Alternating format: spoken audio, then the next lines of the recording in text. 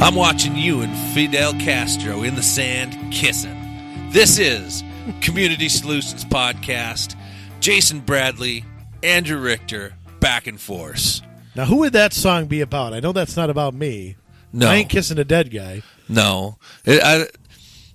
I'm picturing our topic today. This is working nicely. We're going to eventually, we're going to do a little local lowdown. Then we're going to talk about... It'll all come to me. Some crony capitalism. Oh, geez. Government and business working together. So it's like capitalism and communism holding hands and kissing. Making another ism. Yep. Whatever ism that is. So we're in for some fun today. This will be good. This is episode 50, the big 50. Episode 50? Episode 50. So if we made 1 cent every episode, we'd have 50 cents. Oh, boy. Just wanted to say that. Okay, that's fine. It's a free country. Yeah, well, for some people. Well, that's true. That is true. So here we are, episode 50, Little Sister Havana from Urge Overkill, which I might add, when you hear this, it will be up on the Spotify playlist, Community Solutions, Songs from the Podcast. You can find that out there. We will link it at the bottom of our article on the blog. So link to that. Follow it. Every time we post a new song, every week when we post a new song, following what we got on the podcast, you'll be able to add that to your listening pleasure. Like I wrote about when I originally released this, is if you want to listen to Roundabout after you listen to episode 30 about roundabouts, that's great. Or it gives you hours of listening pleasure. So either way, that's out there for you guys as a service from us because we love you. The point is we are everywhere. Isn't that really the point? I guess. You can listen to music and then listen to us. It's just we're the rock and podcast connection. Sure. Okay. Yep. That's us. I need a little work on my your delivery. That's okay. That's fine. Don't quit your day job. No, I'm just kidding. I would rather have no one else sitting across the table from me discussing local politics, because the experience that you and I have put together over the past 10 years, and it has been just almost 10 years now, I think it rivals what anybody else is able to explain. I agree. I'd rather sit across from nobody except me too. What? No, I'm kidding. I'm kidding. You know, right. You and I have the battle scars, and they and I'm sure we'll say this at the end like we always do, but the wealth of knowledge and experience that we have is something that we don't want somebody to take 10 years to go through what we've gone through. Yeah, I mean, that's really why we do this. I tell you what, I couldn't do it another time. No. I couldn't do what we went through in Crystal again. I mean, I wouldn't do it. So I get it, but I wouldn't start from scratch and do it all over again, knowing nothing. Right. So the point is, if you're sitting there not knowing what to do, we can come in and shave 6 years off your 10 years. Absolutely. Where it took us 8 years to get to where we wanted to be, it might only take you 4, which is fantastic. That's 2 election cycles. That's crazy to think about. So maybe you can do it in 1. I mean, with some cities, it all depends on how big your city is, how many council people there are, how many are up, how many are entrenched, how many are backed by, whether they're just running unopposed. Right. Every city has a different dynamic. I mean, that's one thing that I think gets lost in all of this. And the same things don't necessarily work everywhere. But I'll tell you, wherever you are, you're dealing with some of the issues once again. Right. 50th episode, and what do you want to bet? We can find parallels damn near everywhere. Everywhere. So I think that's a great place to start. Let's get into the local lowdown, because we're going to talk about some cities, some things happening in some cities, and you know what? They're not the only places where these things are happening. No, but you can't do a local lowdown without the city of New Hope. My new favorite city. I should move there just to torture the people in office with what I would do. Right. I don't mean torture literally. Right. Okay. Right. I'm not going to waterboard anybody here. I'm just saying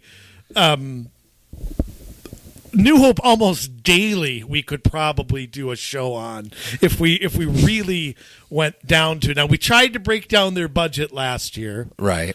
And it was a mess. It still is a mess. I still don't understand it. And you and I look at budgets all the time, and their budget's as blanked up as humanly possible. But you have to love this, okay? This is from the old Sun Post or whatever it's called now, Hometown Source.com. January 16th, okay? New Hope had a work session, and the topic was one of our favorite things. The Minnesota Green Step Program. Oh, goody. Now listen to how this article starts. First off, city staff asked city council members if they'd be interested from being a Step 3 city to a Step 4 city. So once again, city staff is pushing an agenda. Oh, surprise, surprise. Point number one. Point number two, I love this. And I would love, Sun Post, take some advice from two very successful bloggers here. If you're going to make claims, you have to back them up. If you're going to do something, you've got to source. You and I source everything that we find. Yes. Listen to this sentence. In 2014, the city was approached by residents who introduced the program to the council and requested city's participation. I call BS on that. Yes. The day this passed, I watched the city council meeting. It was in January of 2015. There wasn't a citizen there asking for this and speaking in favor of this resolution. Wow. So, and if there were, who were these citizens? I don't see any evidence. Citizens were approached. They were probably approached, if they were, and there's no meeting to watch, there's no anything, by 3 or 4 people. It could have been staged for all we know. Yeah. Oh, this is a great thing. Oh, baloney. I don't believe that for a minute. I believe that the League of Minnesota Cities, that the Pollution Control Agency sent their people to New Hope, talked to the staff first, or the staff went to one of their workshops. Jay, you know how this works. Yeah. And they proposed it to the council, and maybe 2 or 3 tree huggers in the city that knew who it was. 95% of the people in New Hope do not know what Green Step is. Oh, no, they don't. So, but I watched that meeting, and no one spoke in favor. Now, you'd think, Jay, hold on a minute. If I were asking the council to pass a resolution, yeah, okay, and I saw on their agenda that they were going to do it or vote on it, wouldn't you think maybe I would have showed up that night and encouraged them to vote yes? Yeah. Wouldn't you and I have done that and brought who the heck knows with? Yeah. So how come that night, if everybody wanted this, no one was there to say yes, please vote for this? That's a great question, because and you were there when they tried to pass this in Crystal. Yeah, the first time. Yeah. There was nobody there in favor of that then either. We were the only ones that organized and brought people. There was nobody. Nobody knew what it was. Well, but that's the way it's designed to be. Right. It's designed to be so nobody knows about it till 50 things are passed. Well, it's also designed so that the people who pass it don't know anything about it either. True, too. And if you guys want to know about it, you can go all the way back to episode 18 of this podcast where we go through Minnesota Green Step cities, give you a good introduction. I mean, we could go a lot deeper than we did, but we only have so much time because we respect your time, and we only have so much patience to do this. But to jump forward, they are a Step 3 city in Green Step, and they got a Sustainable Cities Award from I believe it was from the League of Minnesota Cities. They got with the S word in it. Yes, a Sustainable City Award. Goodness. Of the 29 best practices, the city has already installed 14 of them. And here's this interesting thing here. This article says that it talks about actions being required. A city moved to a Step 2 city after it was determined the city had completed 8 of the best practices as required by the program. The next paragraph says Minnesota Green Steps is a free and voluntary program. So if it's free and voluntary, how are their requirements? Right. Voluntary requirements. Yeah, they're looking to do some, I don't want to say interesting things. I'm not very interested. Mandating the collection of recyclables from multi-unit residential buildings and mandating the collecting of 3 or more recyclable materials from commercial. And how do you do that? Yeah, I don't know. How do you demand 3 recycled things? Restricting parking is in there, sharing wastewater and Which stuff is like gross. that. Yeah. What are you supposed to do? Go on the toilet together? 2 people, 1 flush? I don't know what that means, but if it's yellow, let it mellow. Oh God! I could make up if it's green. No, I won't do it. Creating a policy, education, or behavior change on the replacement of gasoline-powered equipment with a lower polluting equipment. So, what is that? Putting the city on electric cars?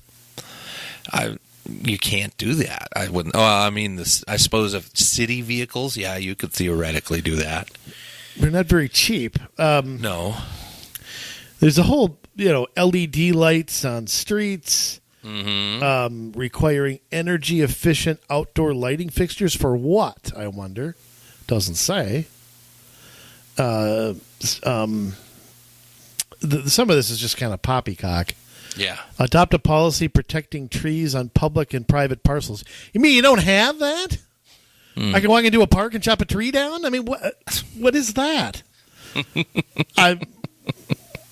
Public and just private. Run willy-nilly and cut down trees in the city. I guess so. Yes. So that's no hope. We got no hope once again in New Hope. And I would just like to say, I mean, New Hope, you guys are at step 3 out of 5 steps. Most cities think it's a good idea and they implement it, and there's a lot of them that sit at step 1 or 2. There's some at step 3. You guys have implemented, where'd it go here? 76 steps. 76 of those requirements. Which those voluntary requirements? Yeah, I believe the article said is 7th out of all the cities in Minnesota. I heard that too, yeah. And they want to say, I mean, you guys, New Hope is really serious about moving up to level 4 and then level 5. This stuff costs you money in taxes. This stuff costs in time, manpower, and it restricts freedom in a lot of cases. There is nothing in this for free. I don't care what anybody tells you. There's no such thing as a free lunch. Right. And again, like you and I, you go back to episode 18, and we'll just spend another minute or two on this, but not everything in here is evil. I mean, I don't want to make it sound like, letting people grow their own food, which is part of this. Right. Some of those things are good things. I think, again, though, there's an overall theme, and that is using the environment to grow the size of government and trying to get around like we said, the proponents of things like cap and trade, things like environmental standards, have not been able to get things through the legislative process. So they're getting around that by having a government agency, in this case the PCA, get cities to, quote, voluntarily implement these things with no legislation being passed saying that they have to. It's like the federal government will increase CAFE standards for vehicles without legislation making that into law. Right. They're getting around doing that. And you got to understand something. I mean, your city council people are not. They're not. Most of them are not going to go and do the research. They should. No. But they're just not going to. They're going to see pretty pictures of trees and water and ducks. They get the one-page mailer, not mailer, but sales piece from the It's a Municipal sales Pollution pitch. Control Agency, and they say that sounds good, but they don't look any further. And yeah, you're not going to have people joining a voluntary organization if it was super restrictive. You're going, not unless people are, sold out to the cause, but what you will have is if you mix with it a bunch of stuff that sounds good, that, is decent, good ideas. People should recycle. People should, do this or that. People should maybe not leave their lights on all the time, whatever it is, they're paying their bills, so Right. that's really, Right. But, I mean, from like a I shouldn't eat so City much. Hall perspective, maybe you put in lights that conserve energy or whatever. Yeah, that's great. Fantastic. But then you mix it with all this restrictive stuff further down the line. Right, and it's also debatable whether, I think it's debatable whether certain lights really save energy costs. Oh, I think it is too. I mean, it's questionable. Something more expensive isn't always better. Right. So, and there's a cost to transfer that over. It's not free to do that either. I mean, Right. some things, it's not that easy to replace every light in a building or. No. Sometimes that's not so simple. No, when you're paying as much as those light bulbs cost, I mean, it takes a while. Yeah, what if you just put new lights in a year ago? Are you supposed to go in and step 3 replace Right. them all? Well, here's the bottom line. I respect people who want to save energy costs and that kind of thing. I think cities should do it themselves. I think they shouldn't be part of some group trying to force something on everybody else, and that's really what this is. Yeah. Let's just be honest here. And New Hope, of course, New Hope will do it. If there's a step 49, New Hope will get there. Right. So, you're not going to have anybody. Till we have new council members there, this is just going to march forward unabated. There's nobody there saying, hey, wait a minute. Maybe there's one person who's doing that there. Right. But for the most part, I've said this before, there are people in New Hope City Council I've never seen vote against a proposal. Mm-hmm. So good luck.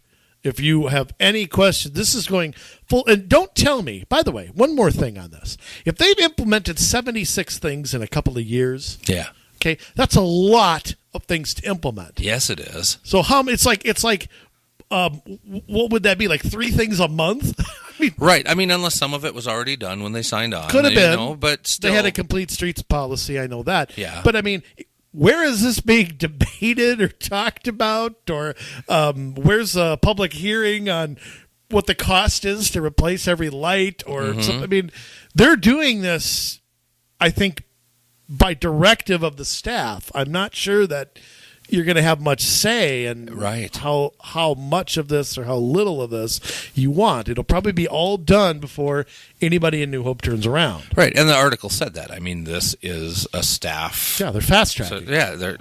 And let me just say, for all you other cities out there who are saying, well, everybody else is doing it. No. You know what? 120 cities in Minnesota have done this out of 830. 853. 853, sorry. Yeah, 853 cities. Only 120 have implemented this. So, no, not everybody is doing it. And if you want to do a few things on here, go ahead. Do it. Go ahead and debate that, but you don't need to join a group. You don't. All right. Moving on. Moving on. Local lowdown. That was a little long lowdown, Sorry. but it was good. Kind of get on our soapbox about Green Step and New Hope, and it just... let's skip over. We often talk about the city in the middle, but we're going to skip from New Hope over into Robbinsdale. We are. And they're not very happy. Well, you've just got to love. I'll tell you what. The more you read about Botno, the more I just throw my hands in the air saying, why the hell are we doing this? Yeah. I mean, I sit back and I say, every city is pissing and moaning about the time it's taking or the, I don't get the pretty station or I don't get, I mean, it's just, why don't we just throw our hands in the air and say, there is nothing wrong with our cities the way they are. Mm-hmm. The latest thing in Robbinsdale, And I just giggle reading it. The council and the Mayor Murphy over there, is upset that there's too many parking spaces by the proposed station. I'm laughing because these people want you to ride this thing. Yeah. But by making fewer parking spaces, they're ensuring fewer people will do it. So I'm like, not everybody is going to walk to this, or not everybody can. I mean, no. So if you want somebody to take the light rail downtown from Robbinsdale, they may be coming from Golden Valley or Crystal or St. Louis Park or whatever. They need a place. They're not going to walk. They need a place to park their damn car. Right. I think the next place where parking would be available would be up on 63rd in Brooklyn Park. Yeah, I mean, they're not talking about putting it in Crystal. They're talking about what they call a kiss and ride, that there's a place to walk up to and drop somebody off, but not a place to park. And maybe you'd have to go down by Theodore Worth to do it. You'd have to go a mile or two either way. Right. So I don't know. They reduced the parking from 515 spaces was the proposal to 400. Still, it's too large for Robbinsdale City Council. Now they don't want a parking ramp. So they're upset at the proposal there, and I just can't help but laugh. I mean, Robbinsdale is a city where you're not going to expand much. I mean, no. It's a small town. I mean, it's half the size of Crystal and New Hope. Yeah, it is you could argue it's a small town, especially downtown where this is being proposed. Yeah. So, if they don't have a parking ramp, you're not going to have 100 spaces there. Is this an admission, Jay? Can I ask you this? Yeah. Is this an admission that this is not going to be as popular as these people think? Because if I'm a proponent of this, I want the parking spaces there, because if they're not there, then if they have 100 parking spaces, then people who want to use this might not be able to. Right.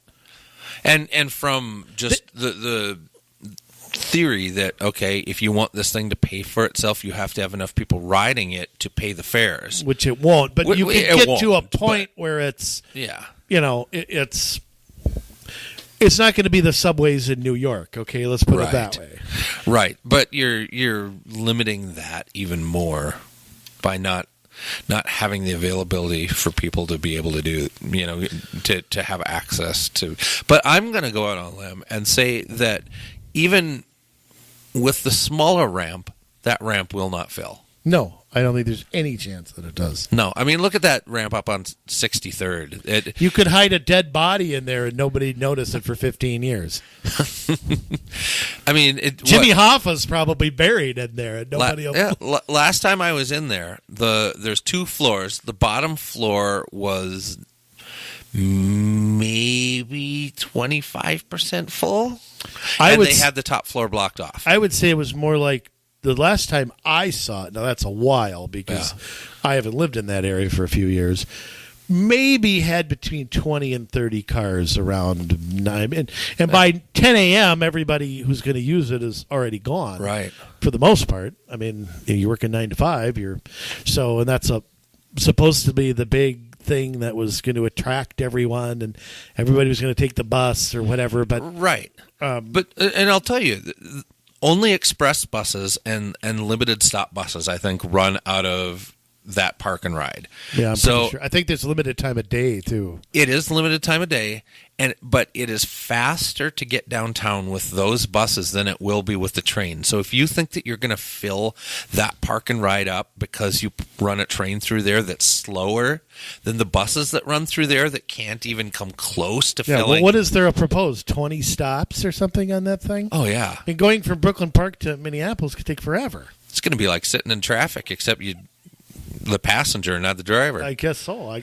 I'm playing Space Invaders or something instead of swearing at the guy behind me. Yeah. I don't know. I'm just struck by how they can complain about the parking, and in the very same breath,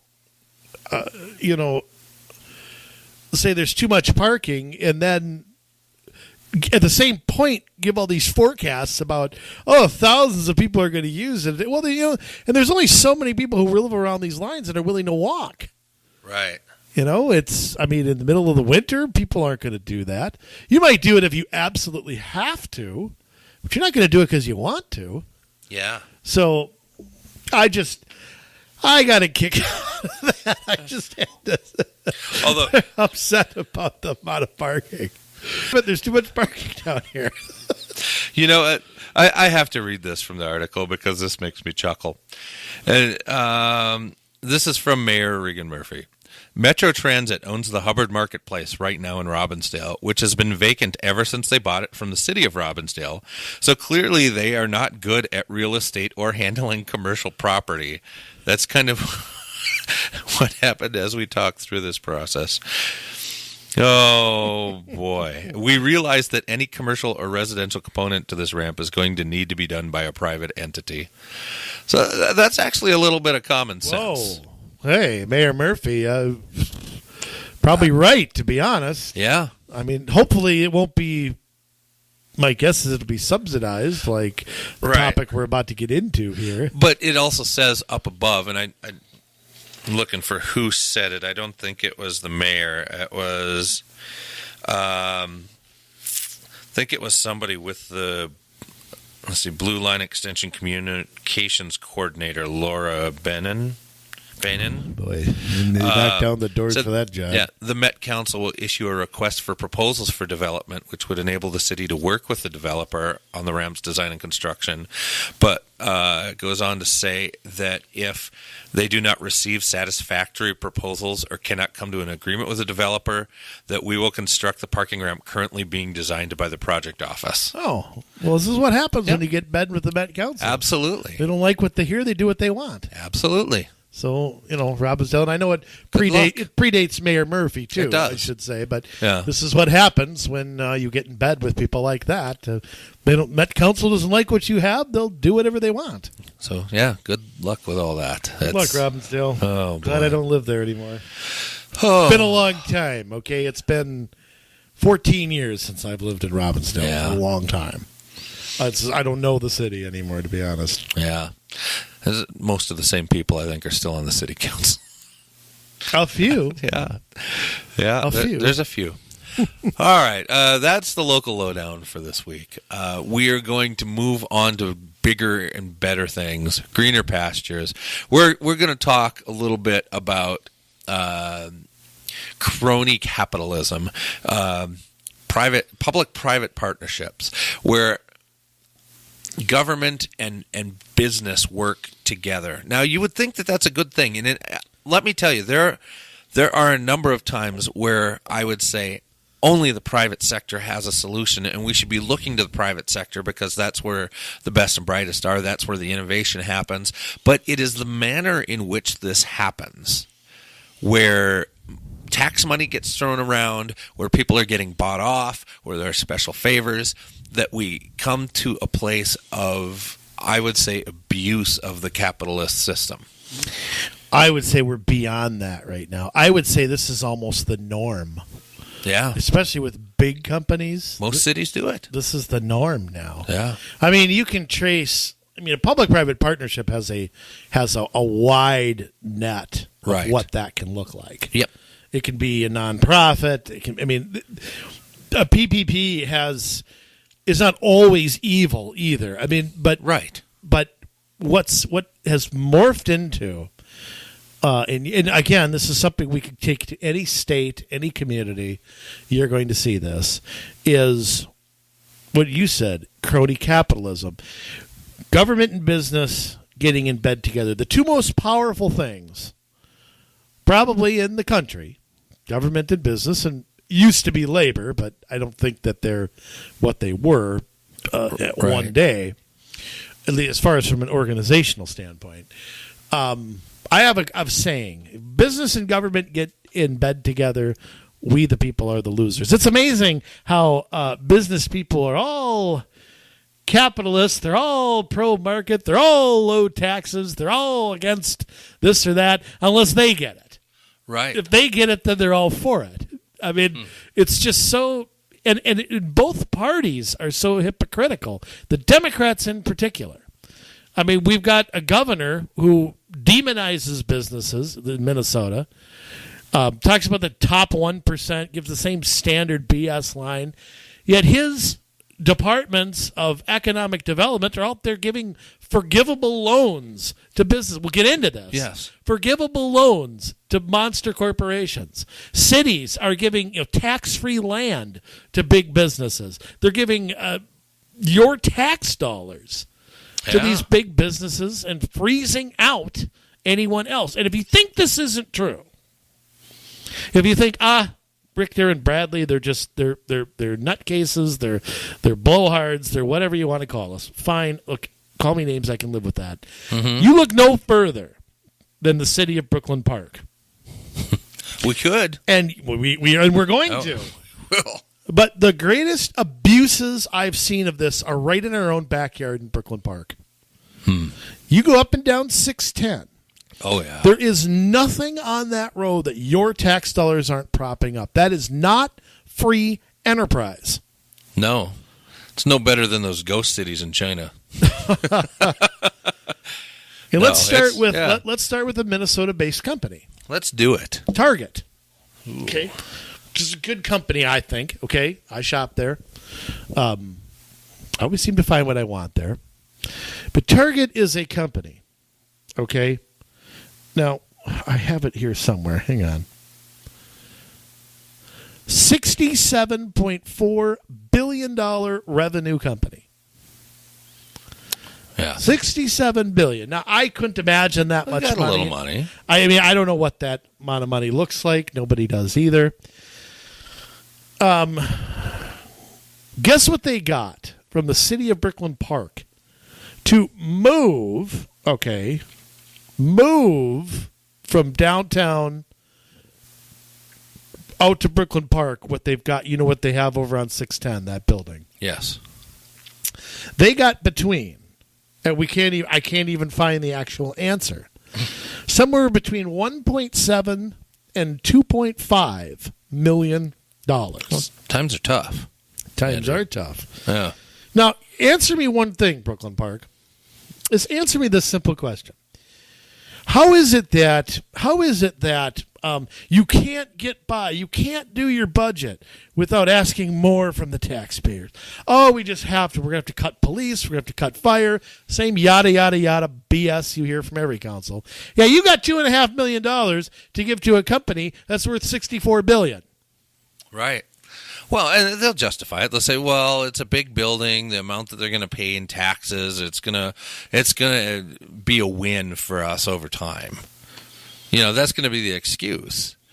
Over how much time? Wow. And what if that building fails? What if Target decides after 10 years, we don't like it here. We're going to move somewhere else. And they could, if the tax laws get restrictive enough, if wages can't, Brooklyn Park is another one with what we see on the horizon and the people that could get elected there, where they could have a minimum wage at the city level. Absolutely, without a doubt. I wouldn't put that past them.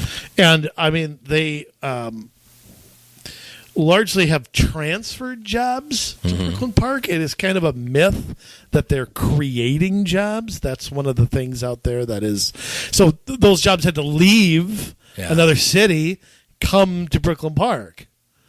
Because remember, small businesses are what creates the most jobs, okay? Not big business. Right. But no small business is going to get $2.5 million from a city council. No. So all the small businesses out in Brooklyn Park are getting a tax increase every year, and the monster corporation, just happens to be part of the Botno Boulevard partnership. Oh, I'm sure that was just a coincidence, too. It got the place they wanted, the spot they wanted, got the proposed line to end where they wanted. It's all just coincidence, right, Mayor Lundy? It's all just coincidence that happened. I'd like to see who donated his campaign, too. Well, I don't want to. You know what? I don't want to. You know where we could look that up? With the Campaign Finance Board. Look where Mike Obad cut him a check. That probably was likely as well. So that's insane, though. I mean, a company that big has plenty of money to build their own building. They could have written corporate bonds that, to help finance that. They did not write corporate bonds. Or go to a bank. Yeah. I mean, you got $64 billion. What bank's not going to give you a loan? Yeah. I mean, here's a great thing. This is in financecommerce.com, by the way. The article's a few years old, but here's I love this. Representative Tim Mahoney, I don't know if he's still there or not, supports loosening rules for tax increment financing, saying that they have to keep up with all the rest of the states. Well, Mr. Mahoney, let me ask you a question. If that's the case, if you need to keep up with other states, why don't you cut the tax rates down to what other states are doing? Mm-hmm. On the one end, you're demonizing businesses. On the other end, you're doing them special favors. So which is it? Picking the ones you like. Picking the ones you like, favors. Probably. Yeah. So, and this is a great example. This is not capitalism.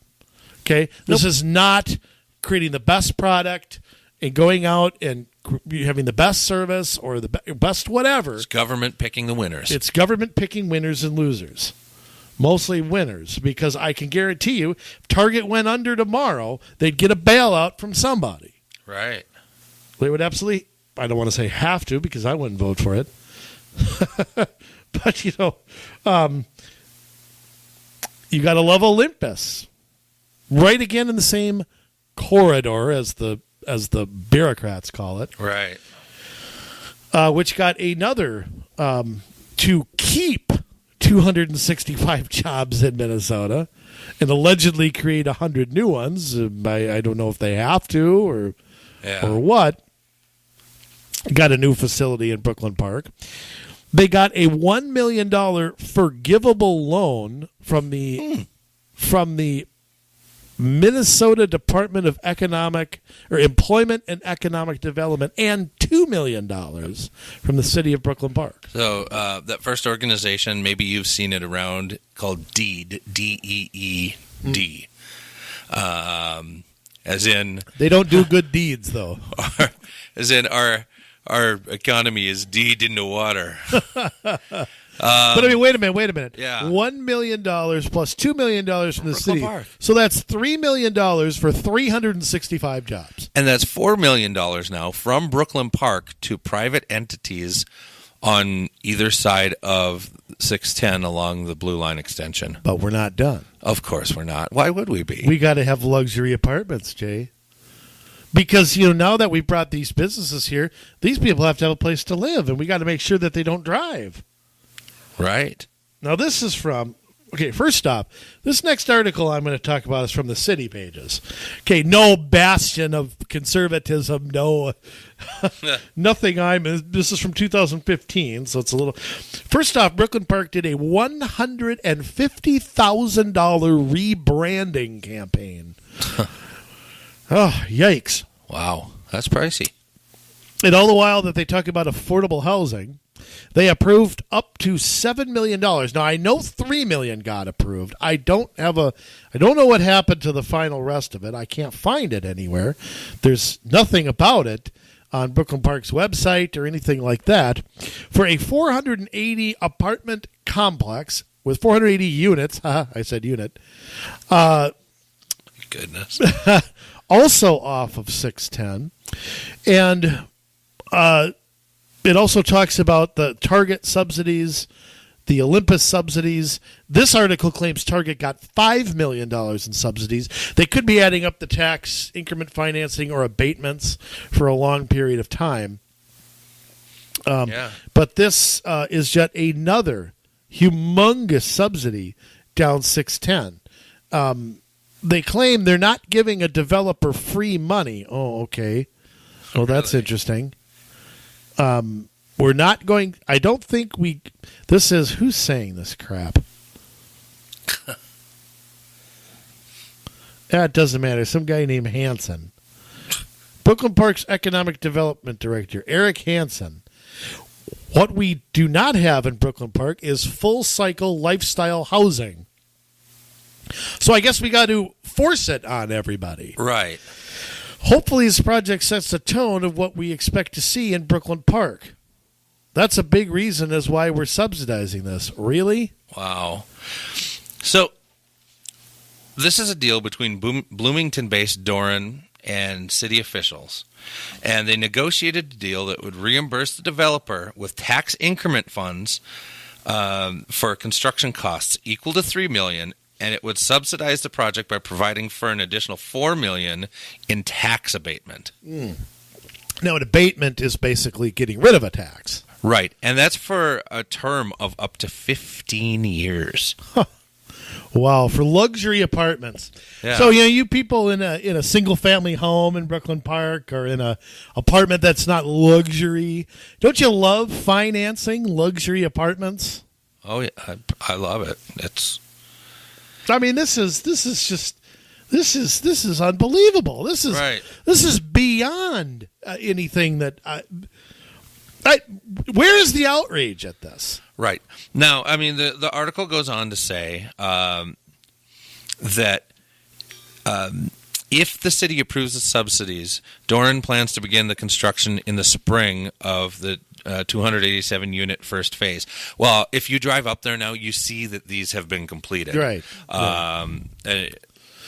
I know the $3 million subsidy got approved. Yeah, I believe that it must all have gotten completed because they're done. I've been up there. The 610 West apartments over on the north side. I think that's the north side of 610, kind of before you get to the Target building. Yeah, I thought you were going to move there. That's what I thought. No, I'm not. So, I mean, right away you can see this is. I mean, we're picking on one city here. Mm-hmm. Of what they're doing as far as giving handouts to monster corporations. I mean, you're telling me a company that builds a $90 million project needs help building with that needs a tax abatement? It's ridiculous. So, have you been keeping track of this, you keep a listeners? score of your money there in Brooklyn Park? Wow. I mean, that's a lot of million that is not coming from these places and instead is coming from you. Right. And keep in mind, I mean, we're talking about one city here. Yeah. I mean, we're not talking about. We could go on to other cities, and we will here in a second. But, I mean, we've seen this. This is something like this, maybe not on this scale. It's happening almost everywhere. Oh, yeah. We went through this in Crystal with Northwest Family Physicians moving, right? They're your neighbors now, Jay. Yeah, that's lovely. I used to be in a really quiet community with not much traffic, and now I live on a backage road, which is... People whipping around that corner. I know exactly what you're talking. I've really gotten run over coming over to your house. Yeah. It's terrible. I've had cars in my... Well, not quite my front yard, but they've come up into the side and tore up grass. And, they have the people clearing snow in the middle of the night and beep, beep, beep, beep. They have the people that are washing in the summer, sweeping the parking lot with their street sweepers in the middle of the night. They have not been the best of neighbors. I mean, we'll say that. But, I mean, it's not even about that. It's about, it is about the fact that, again, they didn't listen to us. I mean, I remember Mayor Bowman's look in her eye when she said, well, how would you like to have a medical center right across the street? Knowing the decision's already been made. Well, knowing the decision's been made, knowing that they were going to be taking the homes of an old, 90-year-old lady that didn't want to move, and a couple other homes. But it's all for the greater good. Yeah. Remember, we have to have the greater good. And in fact, our favorite former mayor, and I just love calling her the former mayor. It's so wonderful. Crystal, now this is going back a while. This is not the people who are there now. Right. $400,000 was the price tag that we loaned, or whatever you want to call it. I don't know how you'd put it, to Northwest Family Physicians, where I used to go. I don't have anything against the company, but this is how Mayor Bowman put it, the former mayor. She actually went into the Sun Post and thanked citizens of Crystal whose tax dollars provided seed money for this project. Seed money? So it's going to grow into something? I guess. And this is the very same, council that, Wine and Mayor Bowman also left out the amount. Yeah. Which I'm sure she did on purpose. And if you want to keep score at home, there's an article that Andrew wrote back on May 1st of 2012. Wow. Yes, our blog has been around that long. Going way back. Yeah, going way back. Called Cross Post from Andrew Richter on Mayor Bowman's Sun Post article. That's what it's called, and it's all about this crony capitalism that happened. Right. And I mean, one of my points I tried to make was, and I still have never gotten an answer from this, is how do we this is the problem with helping businesses. If a business succeeds or fails or wants to expand out in the free market, you can't run to government to help them all out, because then how do you decide what businesses you're going to help and what businesses you aren't? What if another business wanted to move? Mm-hmm. Are we going to would they have cleared the way for that? If that business was big enough, they forced some businesses out. No, they've been doing that. There were businesses on the north side of that strip, and now it's a parking lot that nobody uses because it's underutilized. There was a Jiffy Lube or something there, wasn't there? That was on the south side. That was when they redid that corner there. It's a marina. They did force Jiffy Lube out, though. Yep. There was, or was the marina out of there by then? No, there was a car sales place, but, that's still there. It was selling boats at the time. Now it sells cars. There was a place, to the north where there were... I can't remember what was in there. It's been a while. Yeah, it has been. 2012.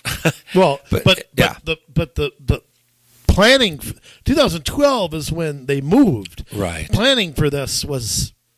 long before years that, in the making. Which is part of why we do what we do today, because we figured out that, we can't find out that we don't like something and go to city council about it. They've been talking about it in planning sessions for a long time. It was that revelation alone from this project that gave us what we needed to do what we do today.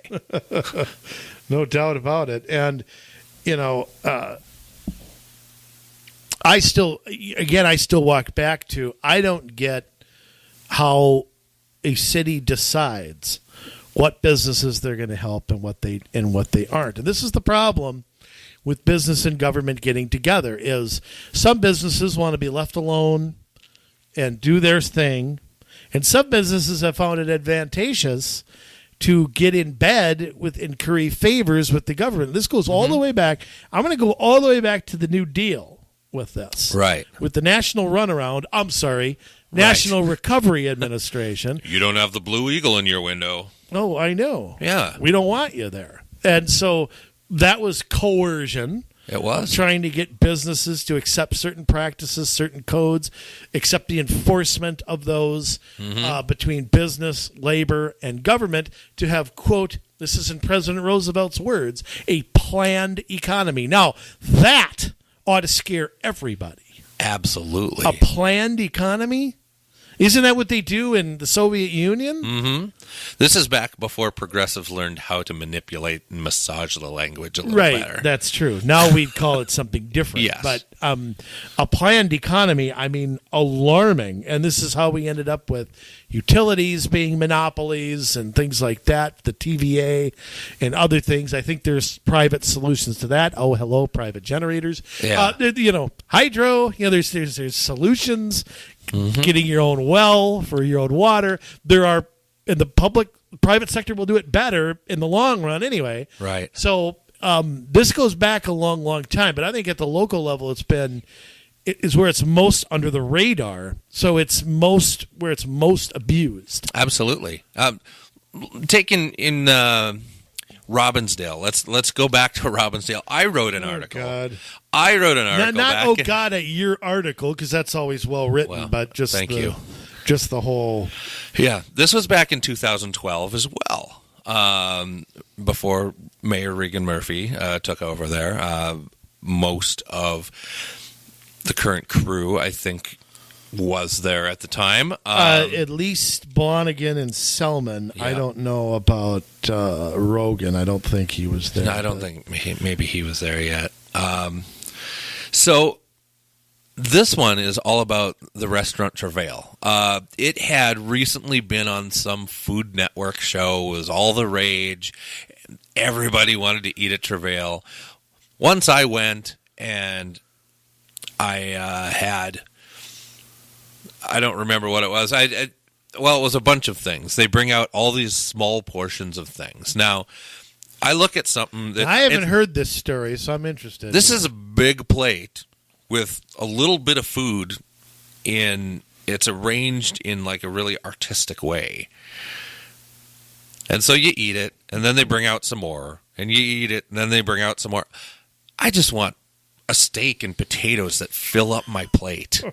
That is beauty to me. There is nothing more beautiful than a ribeye steak sitting on a plate with a stack of fries with bacon and cheese on them. And Jay, I'm grabbing my blood pressure monitor as we speak. You want to bring me like 5 olives on a toothpick with some sauce drizzled over it and a piece of parsley, and that's a meal. No, it doesn't look good. It doesn't taste good. You know what? No, not. Anyways, so okay, I'm going to go a little further. So it's a trendy place that went down. It's a trendy place. I don't know if it went down. The dessert. I wanted Bananas Foster. I'm like, okay, this at least has to be good. I mean, the food tasted fine. There's just not much of it for $80 for 2 people. $80 for 2 people, $40 for each person to go through the whatever it was. I write about it in my article, and actually, I called my article "Crony Capitalism in Robbinsdale" from back in 2012, July 13th of 2012. If you want to take a look at that, I'm not sure if my along. blood pressure's higher from the food you described or from the $80 tab. Yeah, I wanted Bananas Foster. I'm from northern Minnesota. I think Bananas Foster used to be a pitcher for the New York Giants back in the teens. It could have been.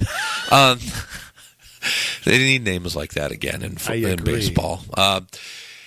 But I'm from northern Minnesota. I'm a guy who likes to hunt pheasants. I'm a guy who likes to go fishing. I like my steaks. You offer me, you know what I want is Bananas Foster, and you offer me something that I'm like, oh, that might be similar, but you want me to try this because you think that's really good. Okay. I didn't really understand what he said. Foie gras. I don't understand what you said. Goose liver. What? That was what he wanted to substitute out for Bananas Foster was goose liver. Did you have it? Yeah. I didn't know what it was. I thought he was making a comparable... No. Like I say, I'm from northern Minnesota. I don't mess around with that. You know?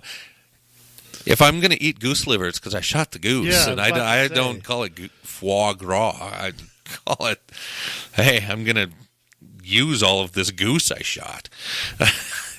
Anyways. Okay. So Robbinsdale gave this trendy restaurant. They wanted to get out of the building they were in. I don't know if they were truly outgrowing it. They might have been. They definitely didn't like their landlord. And instead of going and applying at a bank for a loan and... Or renegotiating out of their lease, which you can do too. Absolutely. They went and got $300,000 loan to move into a bigger building, not from a bank, but from the city of Robbinsdale. Oh, a different bank. Yes. Yes, the bank of the city of Robbinsdale. So, which is amazing to me that they would just, here's 300. That's a lot of money for a town the size of Robbinsdale to give a small business that is trendy, but I wouldn't say at that point it was proven that it was going to be around for the long haul, to give this business... But yet they let Robbinsdale Farm and Garden fail, which people from all around that area came to Robbinsdale Farm and Garden to get hay, to get I agree. things for... I can remember as a kid, my mom used to go there back in the 80s. and get stuff to plant and stuff. Yeah. Robbinsdale Farm and Garden just went by the wayside. The city didn't do anything. Now, granted, I love having EMI audio that close to my house. I love the business. I rent from there. But right, again, a business can succeed or fail in the free market. Right. Why does one get special favors and another one doesn't? Exactly. I don't get it, because it was some. Who made this $300,000 proposal? I mean, what is that? What is that like? Travail calls up, hey, want to do a deal here to let us move into another. I mean, who initiates that? Where does that figure come from? Yeah, I mean that's crazy. So, yeah, they moved into another building that they were supposed to share with another restaurant owned by the same people. So the same quid pro quo there, right? So the same business owners now have two restaurants in the same building instead of one. They still serving pourquoi? I'm sure they are. Pourquoi? Foie gras. Foie gras. I speak French and I don't even really know what that means. Foie is cold. No, you know what that is? That's when you've had like two teeth pulled. That's foie gras, I think, is cold liver. I don't know. Oh, icky. Yeah, icky. It's just. Yeah. Now you might be wondering. I'm going to throw one more little curveball here into this discussion. Yes. Some cities actually have a policy. Oh yes, to which and several cities have this. I'm picking on Shakopee here, but I could name a different one. Old Shakopee.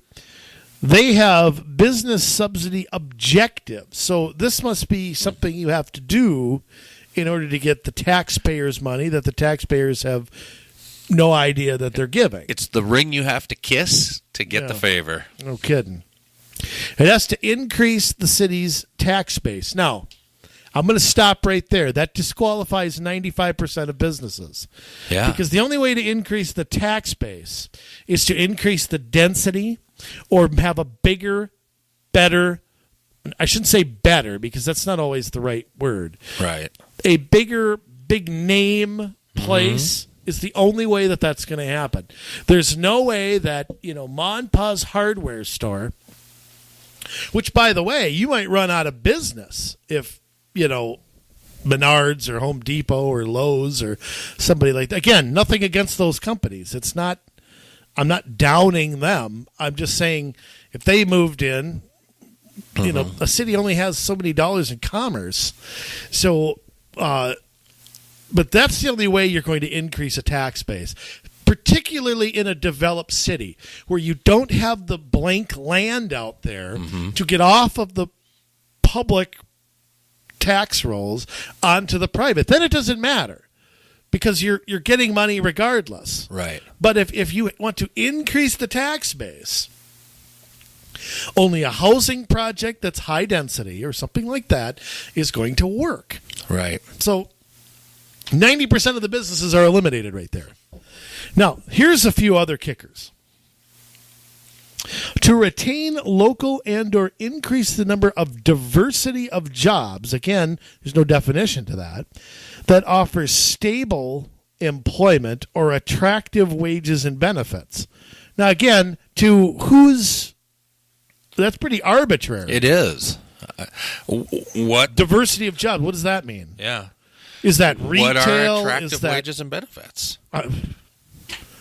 Depends on the business. Depends on the median income of a community. Depends on the cost of living. Does it depend on the amount of affordable housing in a community that a business moves in? Because you can't work where you can't live. Attractive wages to somebody that lives in an affordable housing development would be a lot different than somebody who works in a gated community. Right. Or by contrast, a older community, maybe a more middle class community versus say an upper middle class. Yeah, to not be so extreme. Yeah, I mean, it is really subjective.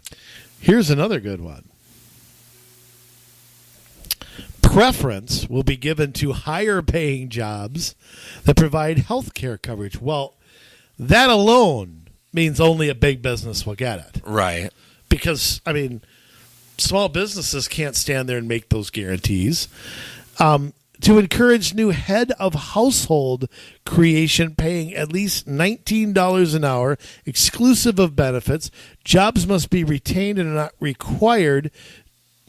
After a public hearing, a city may establish wage goals for a new job to be created. I'm not making this up. So the city can say to a private business, you need to pay at least X amount, or set that for a goal. Right. What are the consequences of not doing that? It doesn't say. What are they going to do? Take their money back? It's been spent.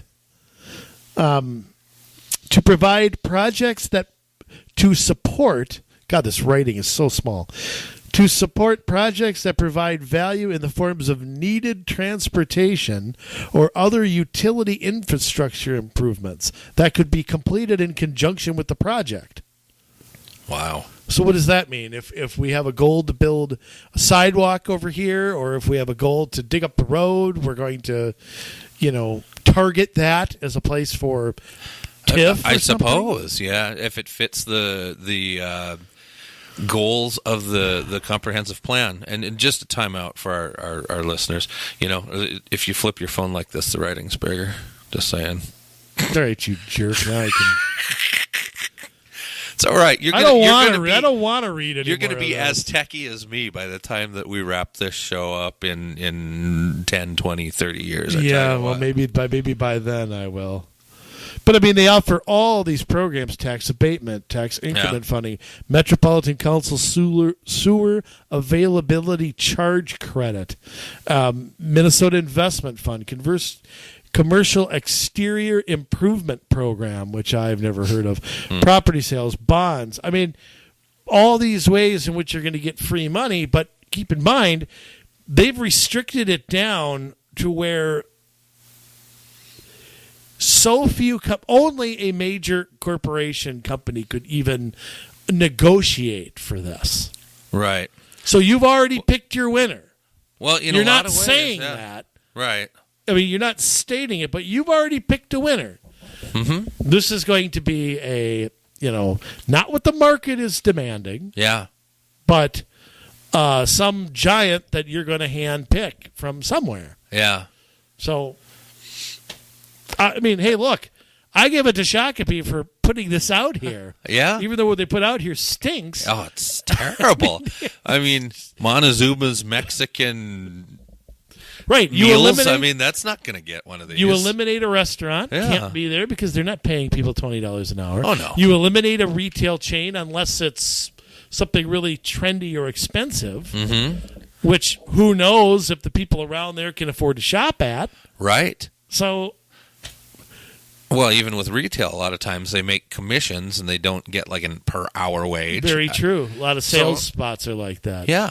Even like a car dealership might not work in a place like this. A car wash. Well, look at all the businesses that you're eliminating that don't get this money. You might as well put up a sign, "They're not welcome."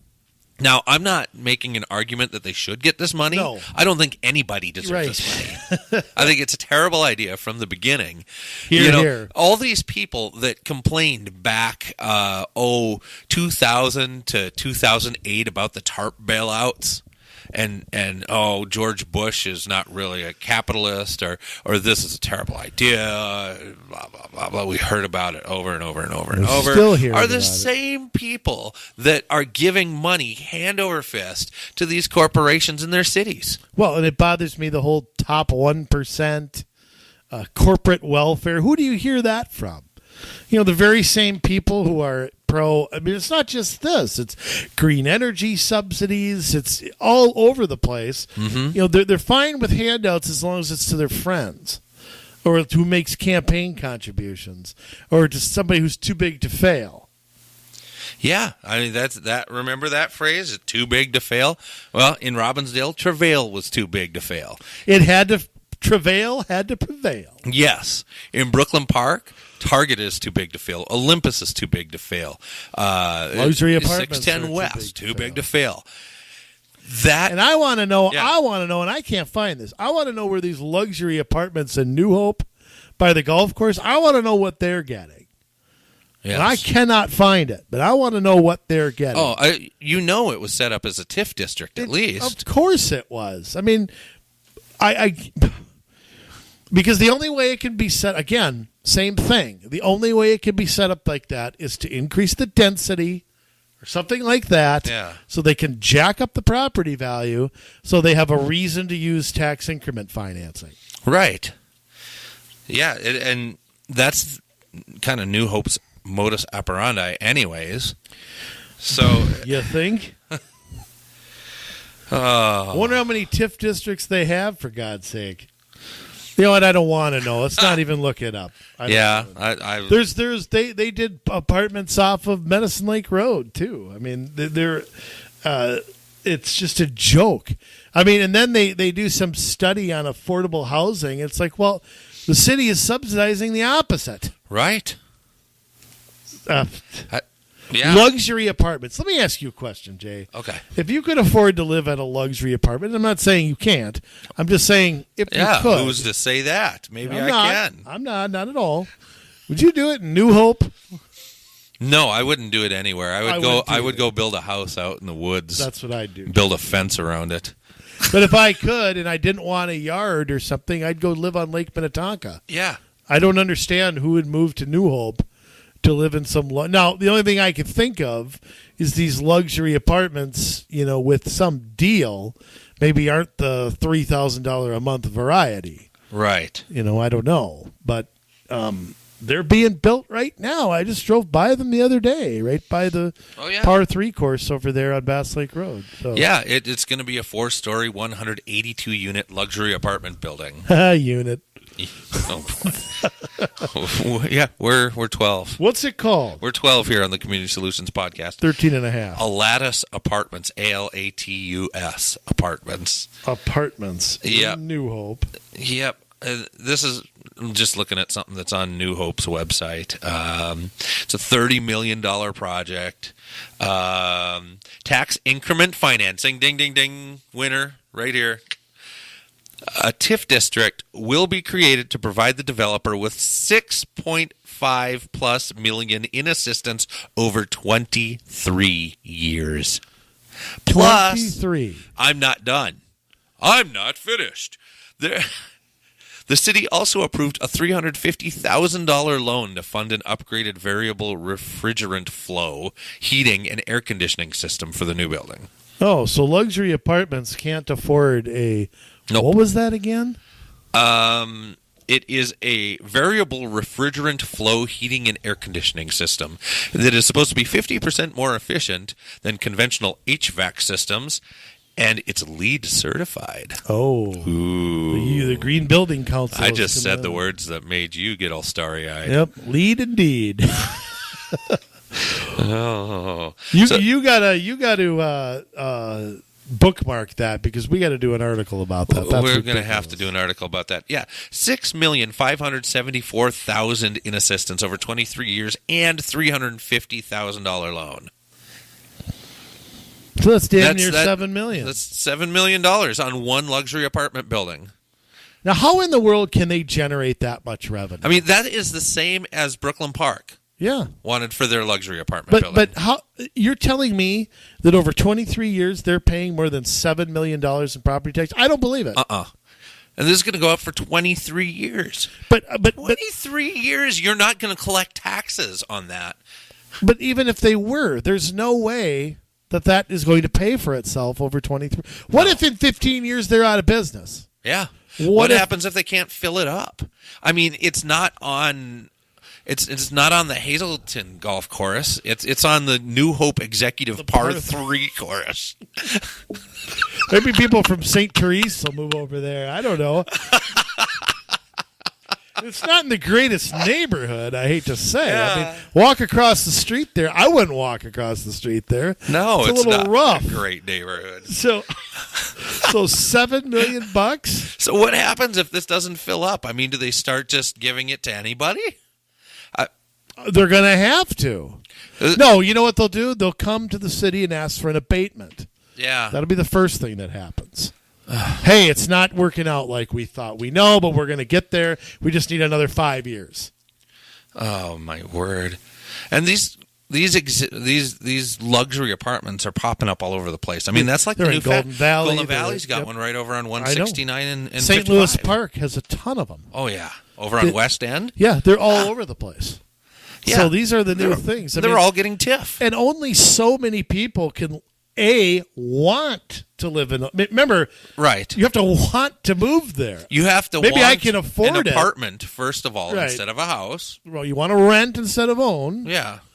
So keep that in mind, even though we're doing everything to promote home ownership. At the same time, we're promoting high-end renting. Right. But at some point, you run out of, high-end people. Exactly. And there's only so many people, too, who, maybe you can afford it, but you don't want to spend that much. Right. Okay, look, I'm happy with my house in Crystal. I don't need a house in, hypothetically. Mm-hmm. I don't need to spend twice as much on a luxury apartment. No.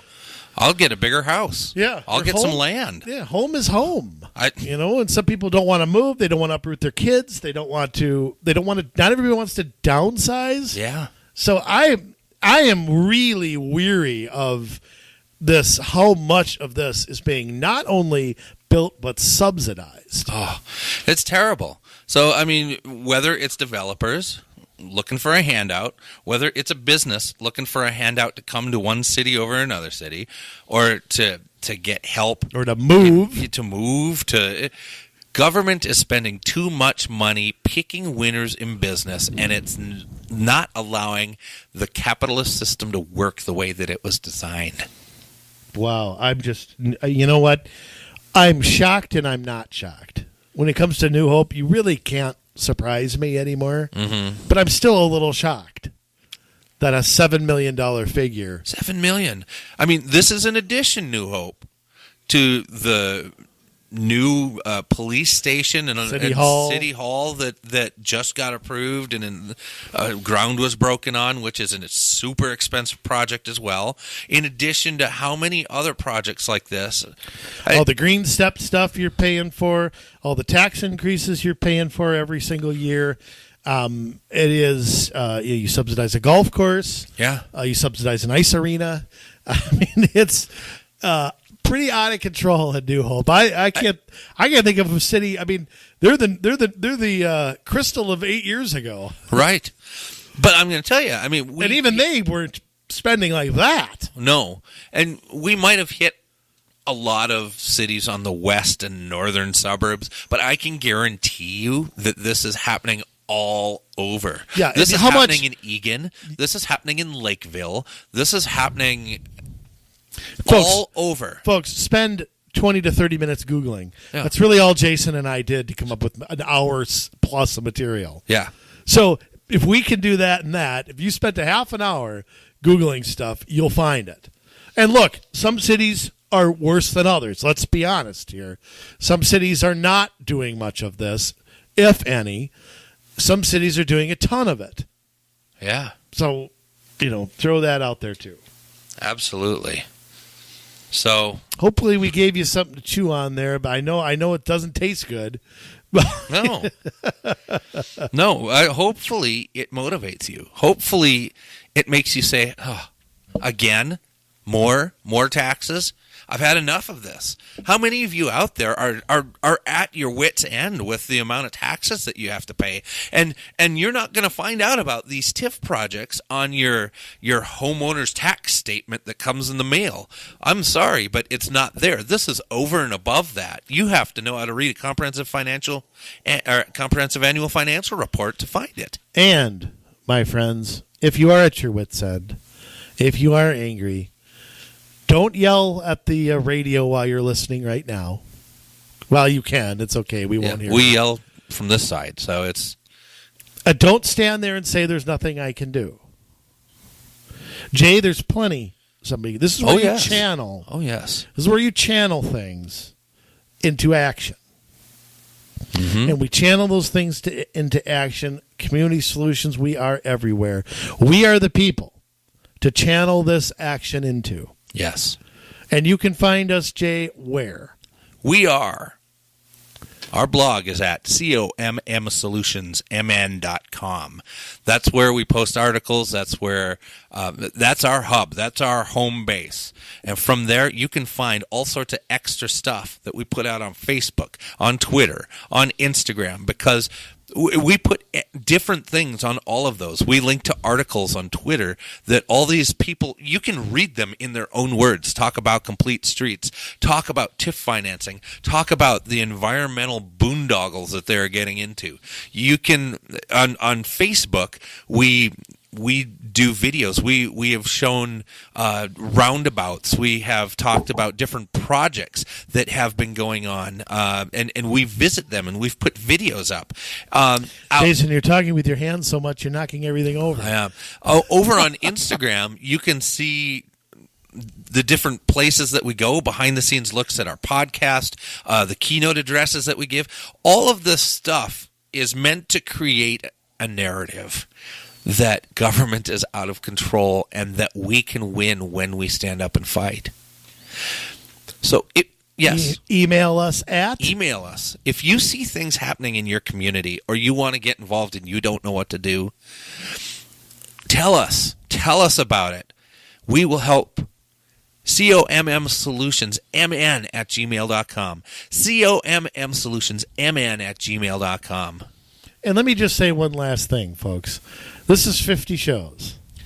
Big 50. And I've let Jason Bradley do the introduction and ending on every one of them. So That's not true, Anybody really. thinks I'm an egomaniac? You've done one. Which one was that? I don't remember. And then I think you said, I'm just going to leave this to you from here on out. Oh, okay. But that's okay. If you want to do it. No, you I can have nothing in my head right now. I just want to know. People think I love hearing the sound of my own voice. It's really me. I pull all the strings behind the scenes. We both have radio voices. You both know that. So but I have let you intro and end 50 shows, and we'll do 10,000 more episodes, and you can feel free to stump me on every music question and everything else. We'll just keep going with that. Good. I like it. We're having fun here at Community Solutions Podcast. Maybe I need to come up with a joke at the end or something. Did I have a joke at the end? I don't know. I guess it's our show. We can do whatever we want. Let's save it for episode 51. My mind's blanking. Or every joke I'm thinking of I can't say on the radio. Oh, boy. Yeah. Well, Minnesota, I mean, I hope that you know a lot more about what is happening locally with your tax money being wasted by giving special favors to businesses who should be trying to make it on their own while other businesses are suffering and going under. Think about it, and that's not capitalism. That's not conservative thought. That's not libertarian thought. That's darn near communism. Put near, as they say in North Dakota. Pert near. And I don't like it. I sure hope that you don't like it. And I hope that excites you to be willing to stand up and get involved. Let's see, we just had caucuses here in Minnesota, and some of you are elected as delegates and alternates. You need to be at the conventions, and you need to hook up with the people that are running those conventions. You need to say, I'm interested. How can I get involved? And if that BPOU is worth their salt, they will find something for you to do to at least get your foot in the door. But even more so, get a hold of us, and we'll help you learn how to get on a commission, how to put together a way to run for office, because there are 30,000 seats that we need to fill across this state in city, county, school, regional planning type seats that are elected and appointed. So let's go take them, because I don't care what anybody says. Minnesota is not going to be red until we have the ground. And we will not have the ground. We can govern from 30,000 feet in the air with a governorship, and that's important. But we need to be governing on the ground as well. All right. So you've heard it, and hopefully you're as excited about it as we are, because I'm sick and tired of paying extra taxes. I hope you're sick and tired of paying extra taxes and now see a way that you can shut some of this down. All right? So we're going to be back a week from now.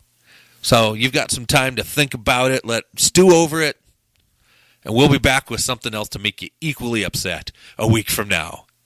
We love you, Minnesota. Now it's your turn to get to work.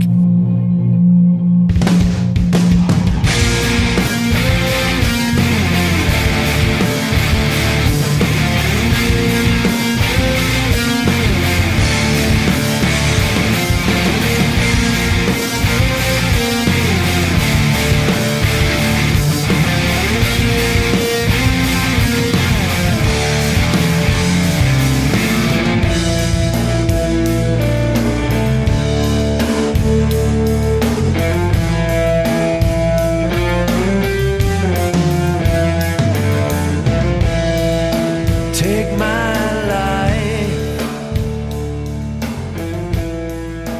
caught a break between the lines. Don't let me be. If I get too caught up